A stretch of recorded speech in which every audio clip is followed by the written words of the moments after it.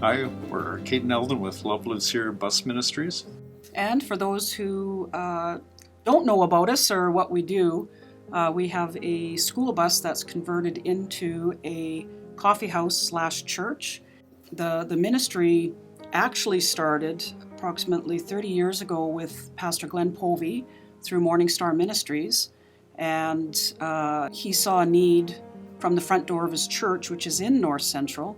And he just felt, these people need to be reached. He really hoped that people would actually come into the church, but the reality was they weren't. So he then decided, okay, I need to go out and minister to them on the street. So with a servant's heart, he went out with hot chocolate and donuts and began approaching the street workers, the homeless, and just started, building relationship. And from there, the others gathered around and rallied with him, and they went out in their vehicles and started to minister further away from Morning Star.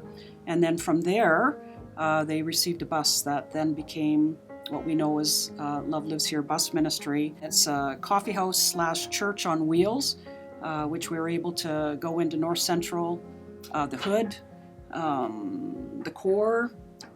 There's a lot of need out there on the street, and when you don't have hope, you're trying to numb yourself. And for some of them, just vibe. They have to do things they don't want to do, so that just keeps the cycle going, and can lead to homelessness because everything goes into survival.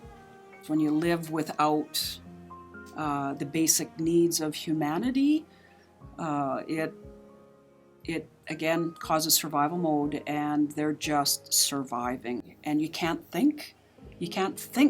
And so, to hold down jobs, to figure life out.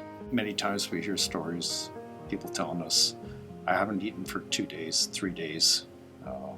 We're out there just because Jesus changed our lives, and we're sharing that same love. In fact, on the street, we're known as the Love Bus. We try and meet that physical need when people first come to the bus. We offer them sandwiches. We also carry clothing, in particular warm clothing in winter, gloves, toques, scarves. Many a times we find people out just wearing slippers in the middle of winter, flip-flops in the middle of winter, because they've misplaced, or quite often their stuff is stolen, just due to the circumstances of homelessness and couch surfing. We had a young man who had all of his, basically he was sleeping and all his stuff was taken, and he was out on a cold Friday night with just a blanket and his boxer shorts on. So we were able to put a pair of women's pajama bottoms on him and some sweaters and a hoodie, and we didn't have shoes to fit him, but we had lots of socks that he put on and a toque, and got him back, to survive that night on the street. So, and then we tried to meet them spiritually and encourage and strengthen them and offer them prayer, help them out in any way that we can, encourage them to have hope, to change.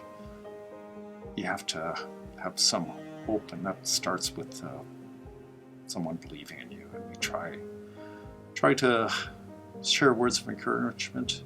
We offer prayer to everyone that comes to the bus. We have heard many stories coming back to us of people, you prayed for us, and this happened, and this happened, and this happened. One thing that has surprised me is the number of people that come on the bus that have never celebrated a birthday. They've never, even as a child, it was never celebrated.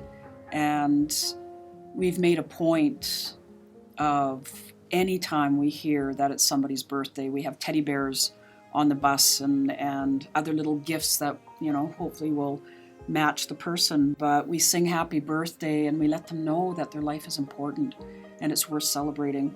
And, we'll take whatever we have, even a sandwich, and put my lighter on top, whatever, and sing happy birthday. And to see the joy on their face, first the shock, and then they get to experience being celebrated, and that has really encouraged the team, and brings joy.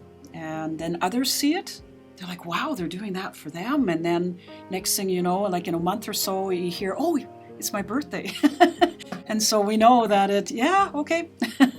they want to be celebrated too. So Kate starts in the afternoon gathering up some of the supplies we need for the night, and then we gather as a team and make sandwiches, coffee, get the hot water ready, wrap up any baking that we've had donated, and just prepare the team. And it can be a time of laughter, catching up, and yes, we have lots of joy.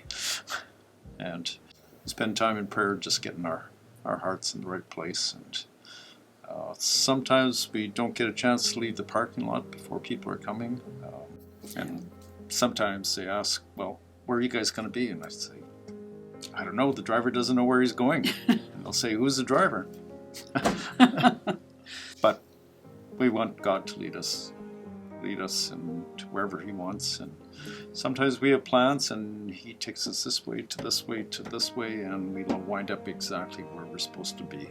Another gal that I was talking to recently that encountered the bus said that she was in a domestic violence situation and she didn't know what to do. She just ran out the front door, and lo and behold, the bus was just parked. Like, talk about, there is no happenstance in God's world. So we just happened to be parked right in front, and she came out onto the bus, and we got her off to safety. So we hear lots of stories about, just God sends us to places we don't understand why we're stopping here or we're going there, and then it just plays out before us.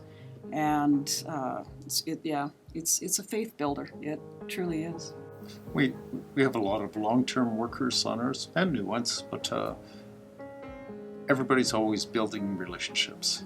Mm-hmm. New ones, renewing old ones, strengthening. Some of the stories that we hear from patrons coming to the bus is, my cookum used to bring me on the bus when I was little, and they're coming back, and they might be involved in gang, we're not sure, but they know that we're safe. They know that they'll get a hug, a cup of coffee, or a sandwich. We have changed with COVID a little bit, that we do everything outside the bus. We have seen a change in dynamic a bit as with spending time outside, that I feel like we're seeing a lot more young men that previously wouldn't come on the bus because they weren't comfortable with that, but they're very open to coming to the bus, and we see them on a regular basis. This last Friday night, there was men and young men lined up waiting. Alden was the only male worker that night on the bus, and he had a lineup of people waiting to talk, because he's become like a father figure to many of the young men on the street, and they've got questions about life. They've got questions about relationship. They've got just lots of questions. And since COVID, what's really stood out to us is the dynamic of grief. There's been a lot of loss, and it's been through their addictions, through overdoses, through suicides, and it really became prevalent at when COVID first hit. We've been basically running the bus throughout this, so we've seen firsthand what's been happening, and the number of funerals that I've been asked to speak at, to do eulogies, to share the word of God at the funerals. I feel blessed and honored because they trust us. We've built that relationship, and yet it's hard because there's lives being lost. The greatest thing is we do have the ability to help them through grief. What little time we have with them, we're hearing it's making a difference. COVID has really pushed all of us to the point of we need to do more. We need to have places where this is available. Grief, helping through their addictions. Our needs on the street are what we need as ministry, is heading into the cold season, warm clothing. Prayer. We know people are praying for us when we're out on Friday nights. We couldn't do it without. People have said there's peace on the street.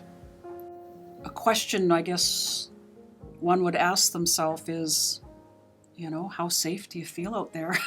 Well, the reality is, we should be scared, but we're not, because of the prayer and because we know who we are in Christ. And, we're called to go into all the world. And Isaiah 58, a paraphrase of that is, when you deal with the social issues of society, his righteousness goes before you, his glory is your rear guard, and he will protect on all sides. We still know that we are vulnerable, but the reality is we see beautiful people. We see the brokenness, and we don't pass judgment. We allow everybody on. It's just a safe place for all. And plus the presence of God is so thick, so thick there that people enter and they just walk towards the bus, and you can see just a change in their demeanor. And then they're like, "What's up with you guys? Like, what?" Some of them who don't know us, it's like, what are you guys about? And we share, and they're like, "Oh, wow, like there should be more of this. And do you go out every night?" And, it may sound like our nights are like kind of gloomy and dark, but, Jesus is the light of the world, and we get to take that light and we get to help bring joy into dark situations, and to just be a servant in those times. And joy is one way to lift people up, and surprisingly enough, they embrace it.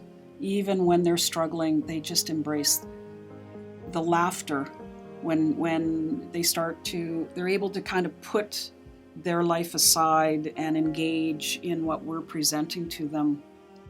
The laughter is I think what encourages us in the biggest way, and then their thankfulness. And if you could just make just a little difference in somebody's life in the darkness of night, wow,